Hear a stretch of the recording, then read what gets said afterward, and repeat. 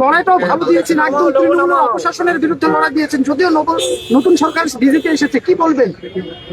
দেখুন, লড়াইটা তো মানুষ লড়েছে ডোমকলের। আমি ডোমকলের মানুষকে প্রথমে আজকে বিধানসভায় শপথ নেওয়ার পর প্রথম অভিনন্দন জানাবো যে তারা এই যে রাজ্যে 294টা আসনের মধ্যে অন্তত একটা বামপন্থীদেরকে এখানে প্রতিনিধি পাঠিয়েছে। ডোমকলের মানুষকে আমি হার্দিক অভিনন্দন জানাবো পার্টির পক্ষ থেকে এবং আমার পক্ষ থেকে। আর যেটা হচ্ছে যে আমাদের লড়াই সবসময় সংখ্যার উপর ডিপেন্ড করে হয় না।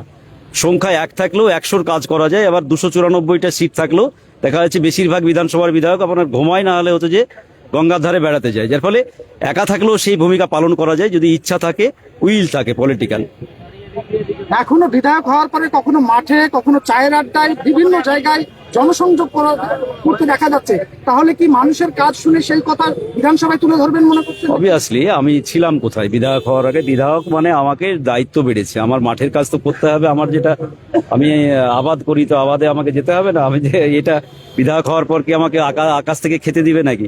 তো যার ফলে সেগুলো তো হবেই। স্বাভাবিক জীবনযাপনটাই তো আমাদের কমিউনিস্টদের এটাই ধারা। সেখান থেকে বিচ্যুত হওয়া মানে আপনি উল্টো হন। আর বারবার বলছেন 1 থেকে 100 হবে এবার আমরা। দেশব্যাপী নিটের প্রশ্নপত্র ফাঁস হয়েছে, পরীক্ষা বাতিল হয়েছে, আর লক্ষ লক্ষ ছেলেমেয়ের ভবিষ্যৎ নিয়ে প্রশ্ন।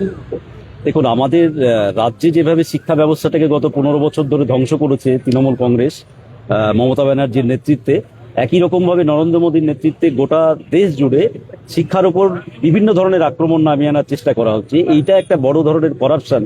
যে করাপশন আস্তে আস্তে এটা নতুন না, এর আগেও আমরা দেখেছি বিভিন্ন ধরনের কোশ্চেন পাস হওয়া। যার ফলে আসলে আমাদের দেশের কর্পোরেটদের হচ্ছে যে এখন নজর পড়েছে গোটা শিক্ষা ব্যবস্থার উপরে।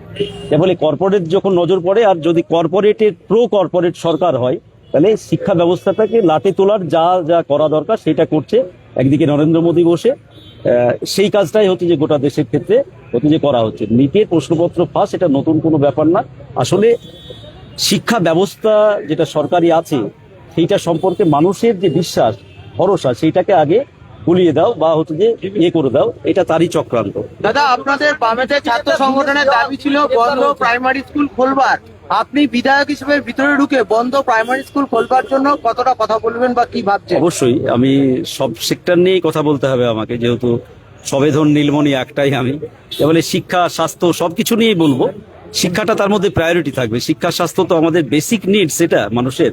যার ফলে এগুলো নিয়ে তো বিধানসভায় আলোচনা হওয়াটাই স্বাভাবিক। যেটা গত 5 বছরে হয়েছে কিনা আমি জানি না, তবে এবার হবে, যেহেতু বামপন্থীদের একজন থাকলেও সেই বিষয়গুলো উঠবে।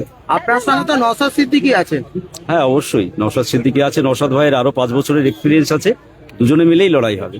রাজ্যে শিল্প, স্বাস্থ্য এবং শিক্ষা সবকিছুর বেহাল দশা, এবার নতুন সরকার তাদের কাছে কি আবদার করবেন? হ্যাঁ, রাজ্যের শিল্প, স্বাস্থ্য, শিক্ষা সবকিছু। আমি তো বললাম যে নতুন সরকার এত বড় ম্যান্ডেট নিয়ে এসছে। আমি তো বললাম যে হিন্দু মুসলমান মন্দির মসজিদ অনেক তো হলো ভোটে জেতার জন্য। আসলে তো এটা ভোটে জেতার জন্য এই রাজনীতি। তাহলে ভোটে জেতা হলো, এবার রাজ্যের মানুষের কাজ করুক। শিক্ষা, স্বাস্থ্য যা যা আছে সেগুলো নিয়ে হতে যে এবারে এই সরকার কাজ করুক।